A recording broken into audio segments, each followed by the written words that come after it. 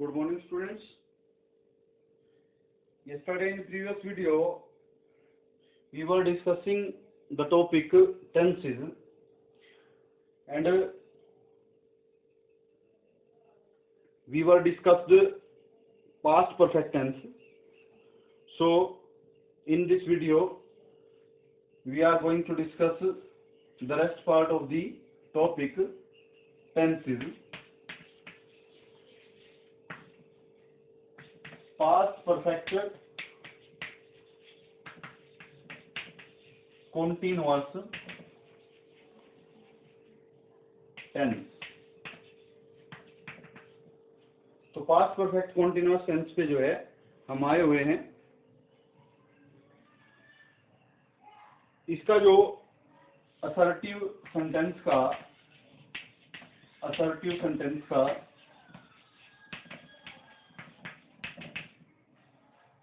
जो स्ट्रक्चर होता है वो होता है subject plus had plus been plus verb की फर्स्ट फॉर्म या first form of verb plus ING plus object हो भी सकता है नहीं भी, सिंस या फॉर के साथ में पॉइंट ऑफ टाइम जो है वो आता है। ठीक है, बाद में फुल स्टॉप। तो ये स्ट्रक्चर रहता है असर्टिव या सिंपल सेंटेंस का। Subject had been plus verb की first form of plus ING plus object हो भी सकता है नहीं भी, ऑप्शनल है, प्लस सिंस या for plus point of time, ये रहता है। तो इसमें क्या है कि had been waiting for me since evening या since afternoon। ठीक है, तो ये हो गया हमारा इसका एग्जाम्पल। अब नेगेटिव सेंटेंस हमें करना हो तो मेन हेल्पिंग वर्ब के बाद हमें नोट लगाना होता है। तो नोट कहाँ पे लग जाएगा? After had.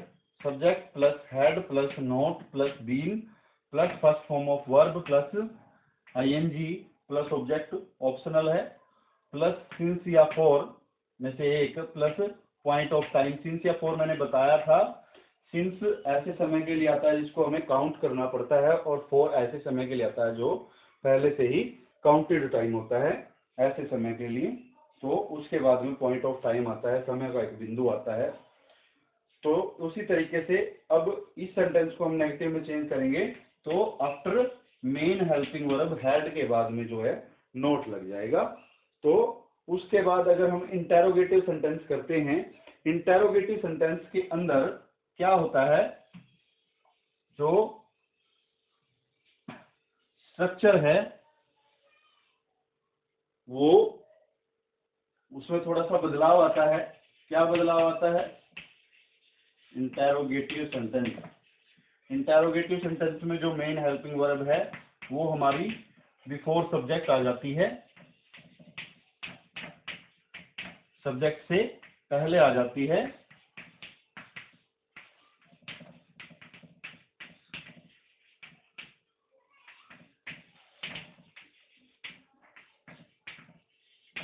Point of time. तो इसको भी हम ऐसे बना देंगे, had you been waiting for me since morning. ठीक है, साइन ऑफ इंटेरोगेशन, इसमें भी साइन ऑफ इंटेरोगेशन। अब इसी को अगर हमें नेगेटिव बनाना हो तो आफ्टर सब्जेक्ट नोट लग जाएगा। Had plus subject plus not plus been plus first form of verb plus ING plus object optional है, प्लस सिंस या फॉर में से एक, प्लस में point of time sign of interrogation. तो ये सेंटेंस बन जाएगा हमारा, हैड यू नॉट कहाँ पे लगेगा नोट? सब्जेक्ट के बाद में। Had you not been waiting for me since morning. तो इस तरीके से ये हमारे स्ट्रक्चर जो है सेंटेंस के वो कंप्लीट हो गई। उसके बाद इसका यूज कहाँ पे करते हैं हम? यूज करते हैं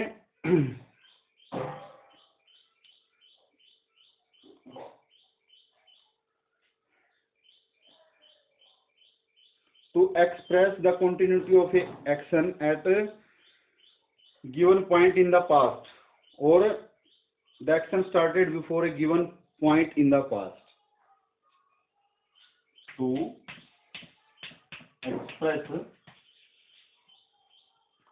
express an action started before a given point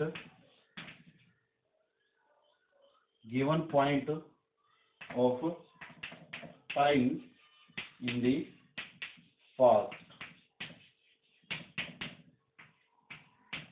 ऐसे वाक्य के लिए प्रयोग करते हैं जो कि जिसमें जो कार्य है वो स्टार्ट हो चुका होता है before A given point of time, जो समय का एक बिंदु दिया गया है उससे पहले ही, पास्ट में।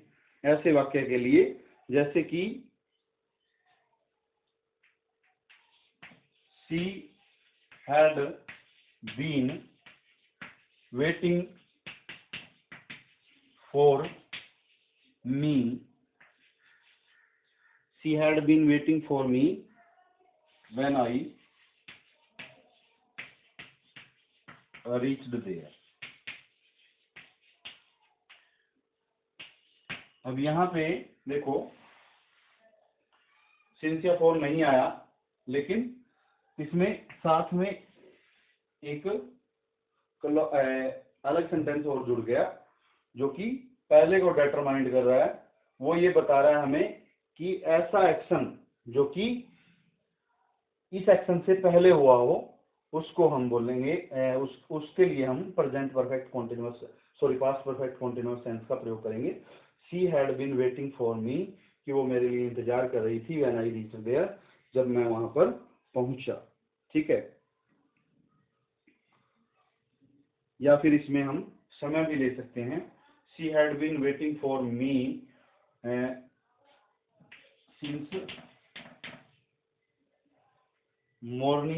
सिंस मॉर्निंग, या फिर फॉर 2 आवर्स ऐसे ले सकते हैं। Since morning when I reached there, कि वो मेरे लिए सुबह से इंतजार कर रही थी जब मैं वहां पर पहुंचा। तो ऐसे एक्शन के लिए हम पास्ट परफेक्ट कॉन्टिन्यूअस टेंस का प्रयोग करेंगे। उसके बाद आता है हमारे पास फ्यूचर टेंस, और फ्यूचर का फर्स्ट पार्ट कौन सा है?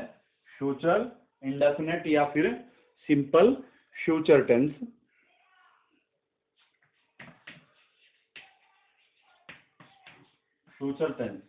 Future indefinite tense.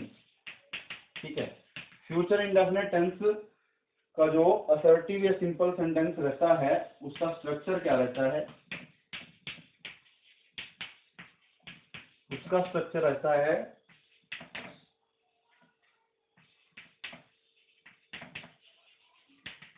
Subject plus will shell plus first form of verb plus object full stop.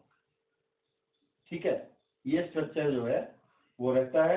और विल शैल का प्रयोग कैसे करना है? फर्स्ट पर्सन के साथ में जो है शैल आता है,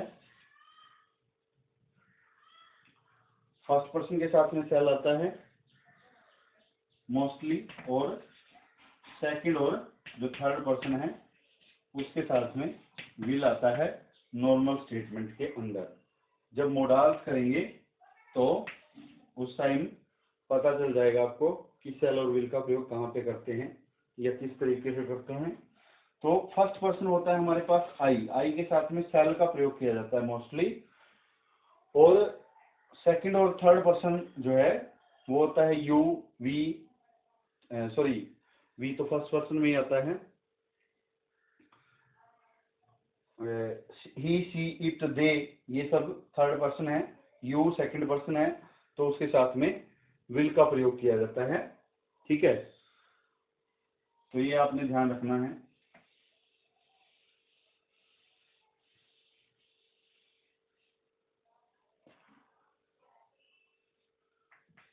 आई शैल रीड द बुक, मैं किताब को पढ़ूंगा। ठीक है, तो ये हो गया हमारा स्ट्रक्चर सिंपल सेंटेंस का। उसके बाद नेगेटिव सेंटेंस। और नेगेटिव सेंटेंस का जो स्ट्रक्चर रहता है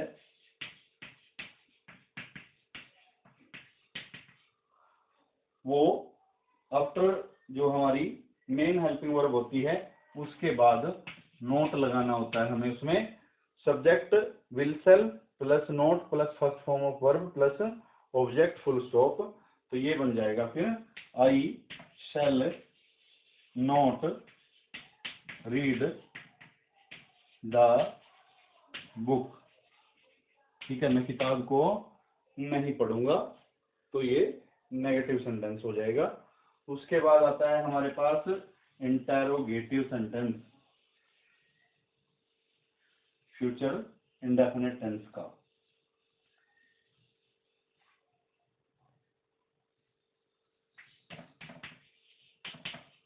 इंटेरोगेटिव सेंटेंस, उसका जो स्ट्रक्चर रहता है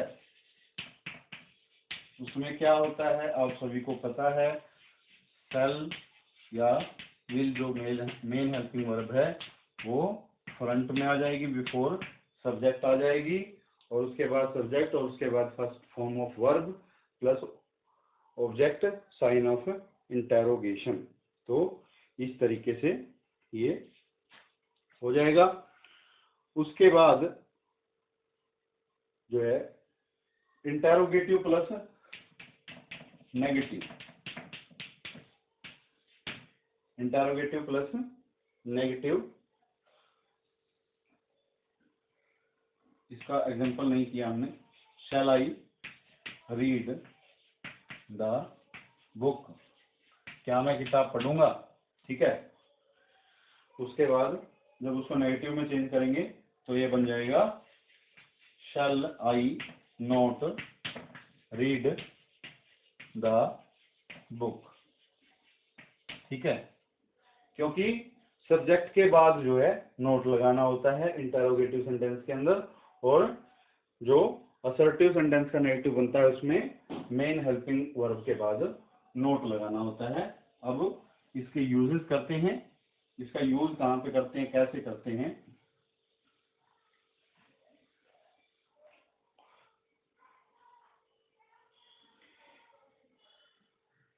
इसका यूज करते हैं हम टू शो फ्यूचर एक्शन। ठीक है, फ्यूचर एक्शन के लिए जैसे कि he will go to Mumbai tomorrow.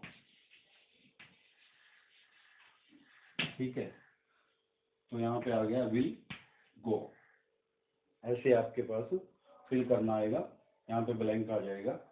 तो यहाँ पे एक बात याद दिला देता हूँ कि फ्यूचर इंडेफिनिट है और प्रेजेंट कॉन्टिन्यूअस है। प्रेजेंट कॉन्टिन्यूअस टेंस है, तो प्रेजेंट कॉन्टिन्यूअस और फ्यूचर इंडेफिनिट का संबंध है। वो संबंध क्या है कि हम इनको टेंसेस के मामले में, अगर हमें टेंसेस में वर्ब की फॉर्म फिल करनी होती है तो इंटरचेंजेबली यूज कर सकते हैं। क्या कर सकते हैं, इंटरचेंजेबली। इंटरचेंजेबली मतलब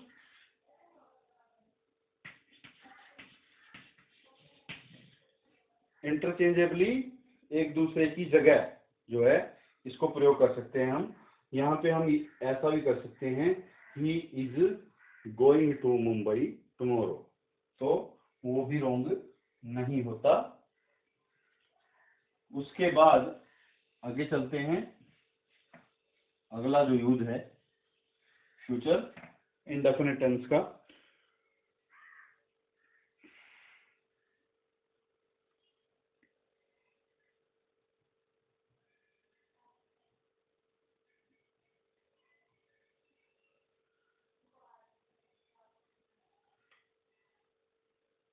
कई बार जो है हम टू एक्सप्रेस हैबिचुअल एक्शन और जनरल ट्रुथ को एक्सप्रेस करने के लिए भी फ्यूचर इंडेफिनिट टेंस का प्रयोग कर देते हैं। कैसे प्रयोग कर देते हैं वो, जैसे कि he will always tell a lie, ठीक है, he will always tell a lie, ठीक है। तो यहाँ पे इस तरीके से हम ये एक हैबिचुअल एक्शन है उसके लिए प्रयोग किया है, जैसे कि वो हमेशा झूठ ही बोलेगा, तो इसके लिए। और अगर यहाँ की बजाय जो है यहाँ पे दिया हो ब्लैंक, आपको यहाँ पे ब्लैंक नहीं दिया गया, तो फिर आप टेल्स कर सकते हो, जो प्रेजेंट इंडेफिनिट टेंस है उसका प्रयोग कर सकते हो, क्योंकि हम हैबिचुअल एक्शन के लिए और जनरल ट्रुथ के लिए हम किसका प्रयोग करते हैं, प्रेजेंट इंडेफिनिट टेंस का प्रयोग जो है वो कर लेते हैं। तो इस तरीके से आप इसका यूज करोगे।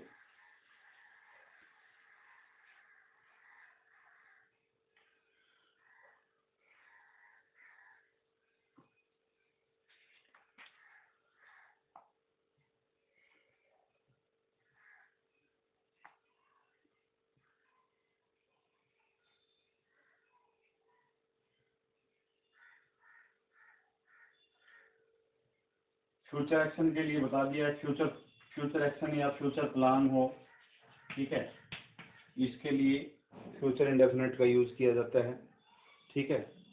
तो इस तरीके से उसके बाद आता है future continuous tense. Future continuous tense,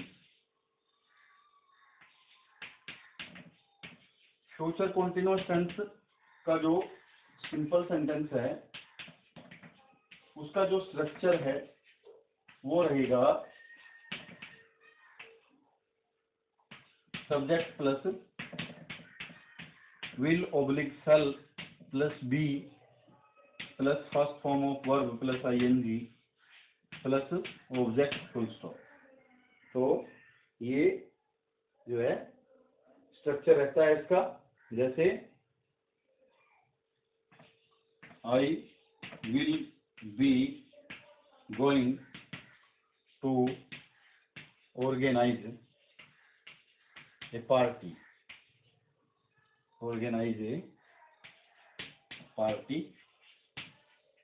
ठीक है।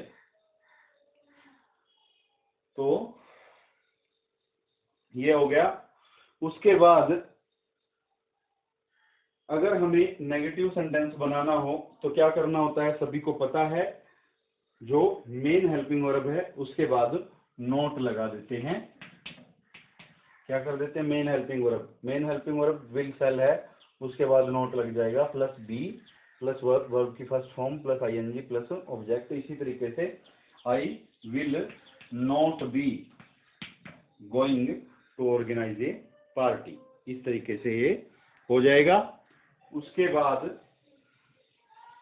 जो है इंटरोगेटिव सेंटेंस होता है। इंटरोगेटिव सेंटेंस में हम क्या करते हैं, इंटरोगेटिव सेंटेंस में जो हेल्पिंग वर्ब है मेन, उसको हम पहले ले आते हैं